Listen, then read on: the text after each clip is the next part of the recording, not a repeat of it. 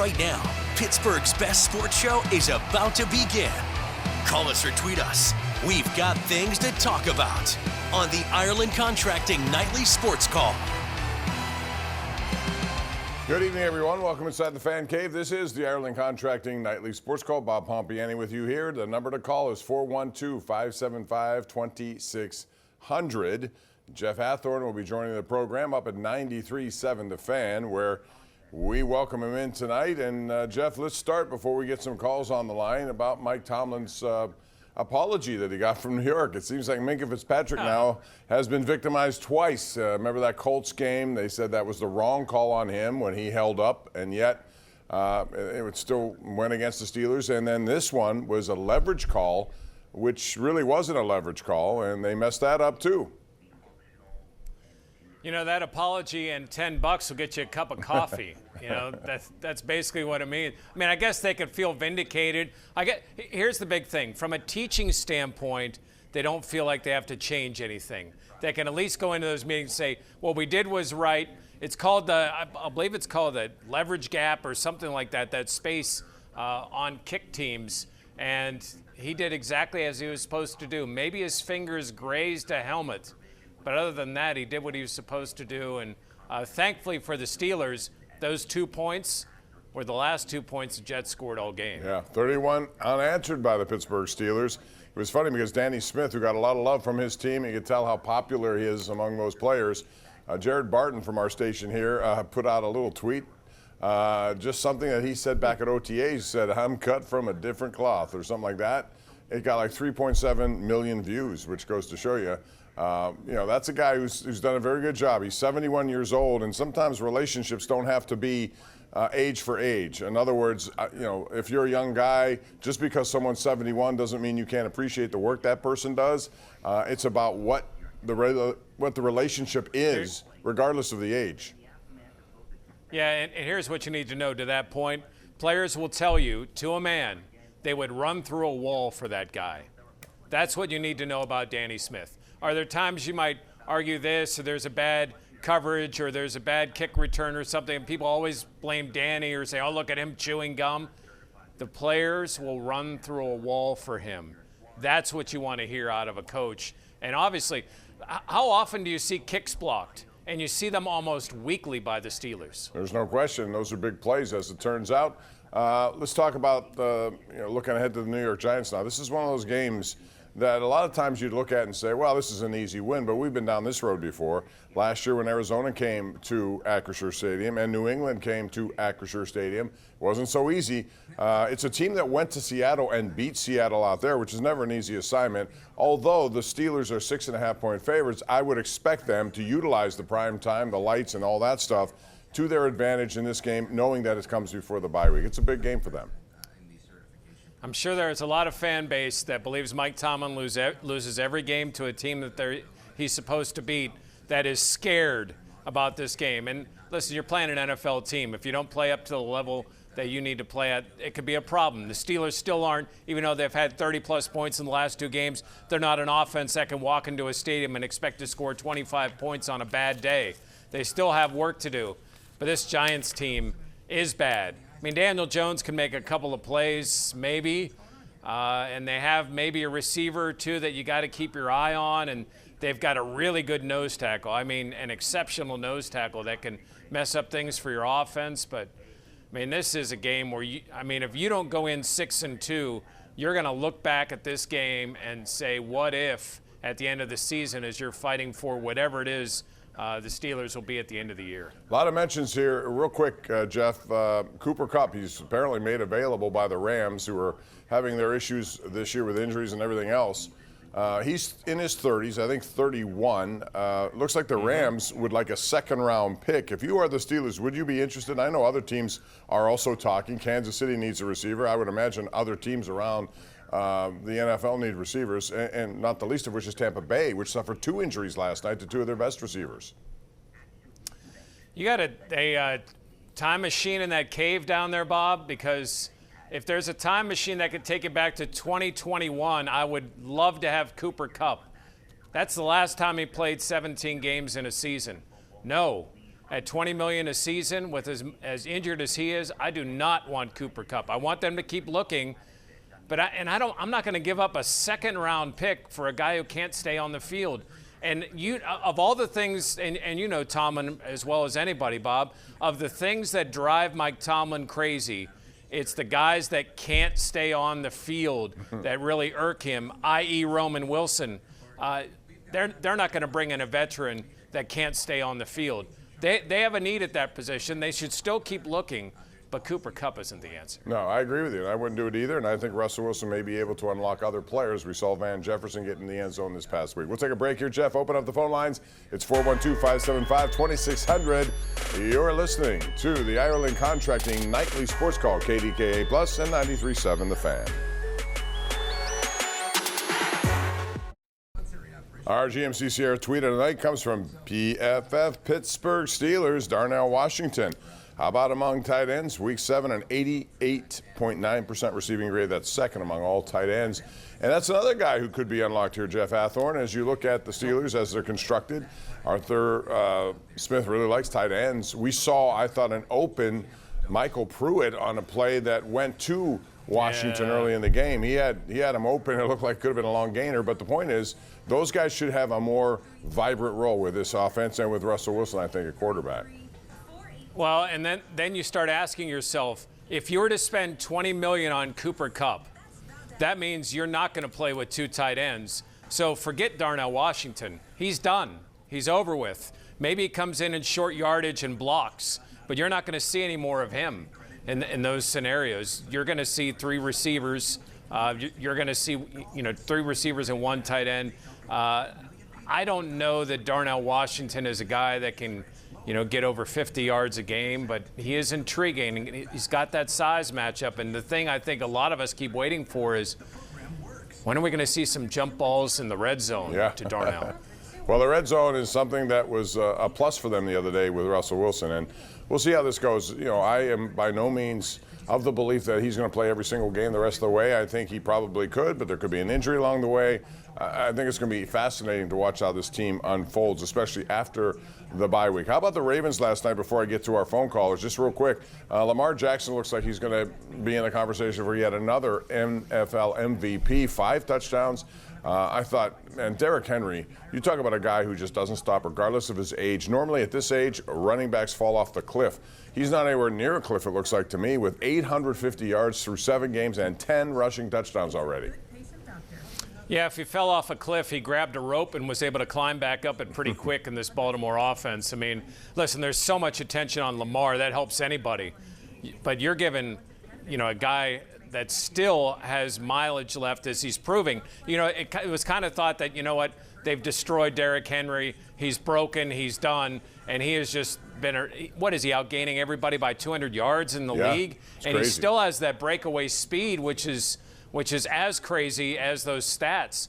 And Lamar's spreading the ball around now. Zay Flowers had 1 catch, and still they had that kind of production from their offense. They have multiple dangerous tight ends.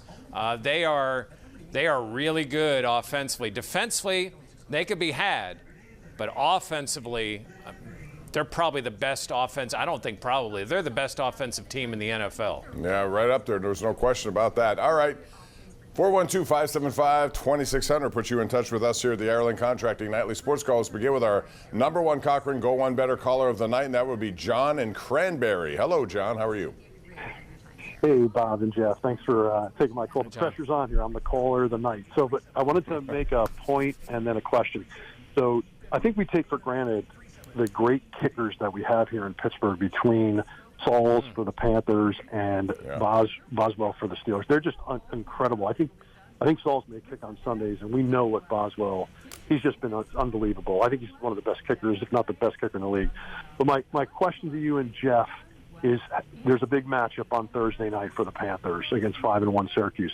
I wanted to get your guys' thoughts on how they match up with Syracuse, and what you think they need to do to maybe take care of business and get the win. Thanks for taking my call. All right, John.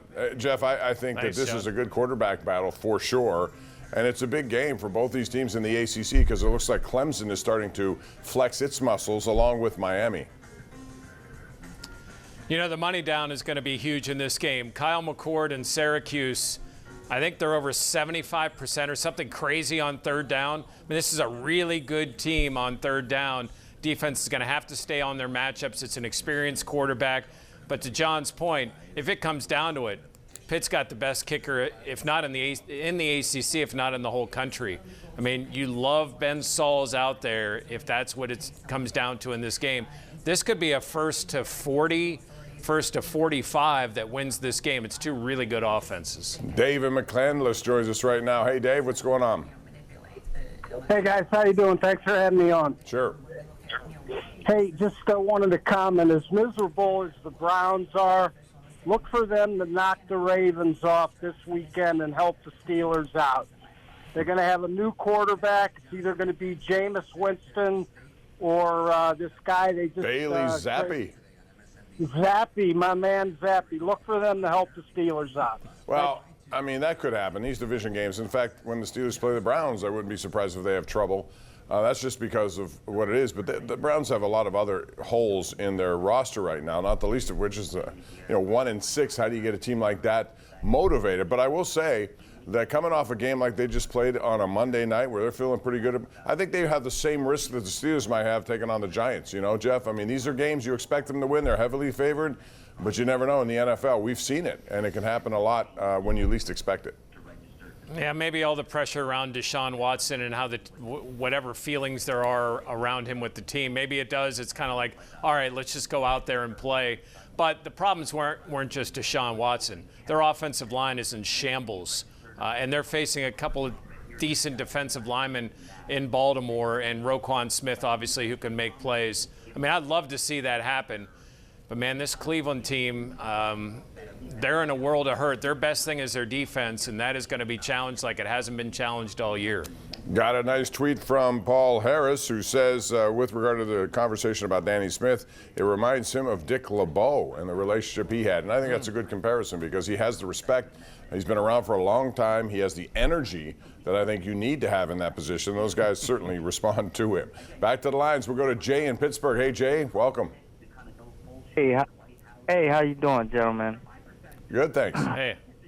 Okay, I just had something that I knew Russ was going to have a great game. I already did, but it's one thing I want to say about the receiving core with Russ is when he won that Super Bowl with Seattle, they didn't really have great receivers. They only had Doug Baldwin, and you can't tell me that Pickens is not better than Doug Baldwin. And I think Russ is going to do good, and I don't really know if we need a Cooper Kupp or anyone like that. Yeah, I mean, they're still going to look, and Omar Khan owes it to his team and his head coach and the people involved in that organization to look, because you're always looking. These guys are upgrading. A lot of receivers I think Amari Cooper is going to be a big upgrade for Buffalo. That's big. You already saw with Adams. I don't know what he's going to do for them now, but he's a big name. There are going to be other guys available too, Jeff, guys we may not even be talking about. And it may not take as much as a second-round pick to get one of them who can help you. Mike Williams, people bring that up. Is he an upgrade? Yes, but I don't think I want to deal with him for the same reasons you cited with Cooper Kupp, just the injury factor. Yeah, again, they're going to still look, and it doesn't need to be a big name. It could be somebody that maybe you kind of heard of, and then he comes in here and becomes a really good fit. But I'll say this about Russ. The reason Russ works so well is because they were able to run the ball. He is really good at play action, but play action is very tough to pull off when you're not running the ball or you're in third and long a lot, and that just doesn't fool anybody. Najee Harris has been and the offensive line and the blocking downfield has been a big reason that they've been able to score the points. Yeah, the quarterbacks have to make plays, and it takes nothing away from Russ. But what they were able to do in running the football, that set up what we saw from that pass game. Oh, there's no question about that. And a little shout out to the receivers. They were engaged down the field with blocking this week.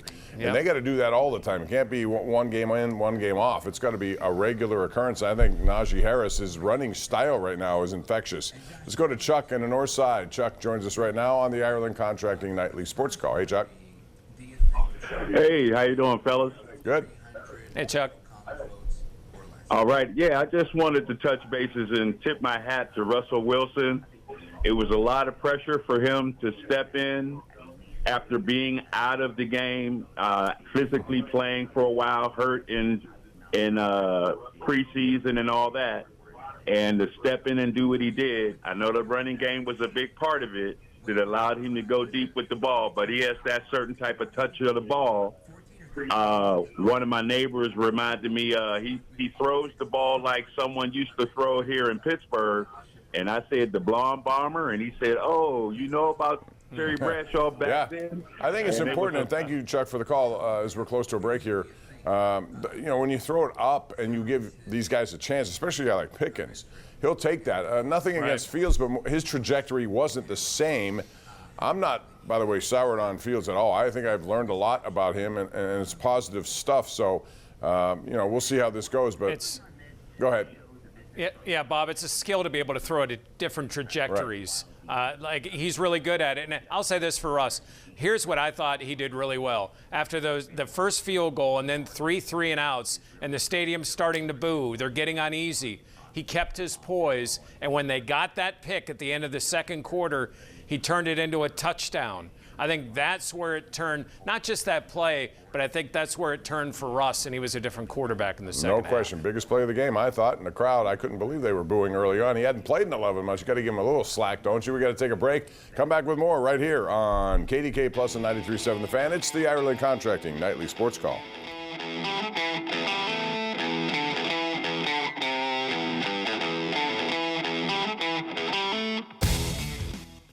Jeff, real quick, this 12-game playoff or 12-team playoff is really intriguing to me. How many ACC teams do you think can possibly get in on this? Maybe 2.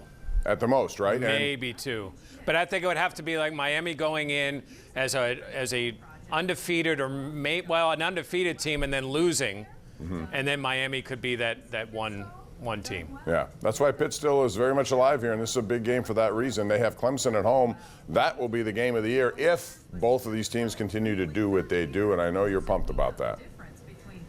I am. I'm anxious to see, how does Eli Holstein handle adversity? How is he going to step up on a big stage after having a bad game? That's what I want to know about this quarterback. Yeah, and it was a good win for their defense. They stepped up when the offense wasn't there against Cal. Jeff, thanks as always. Appreciate talking to you, and we'll see you again later. Thanks, Bob. All right, that's Jeff Hathhorn of 93.7 The Fan. I'm Bob Pompeani. We'll see you again back here tomorrow at 10:35. Thank you for joining us, and have a wonderful evening.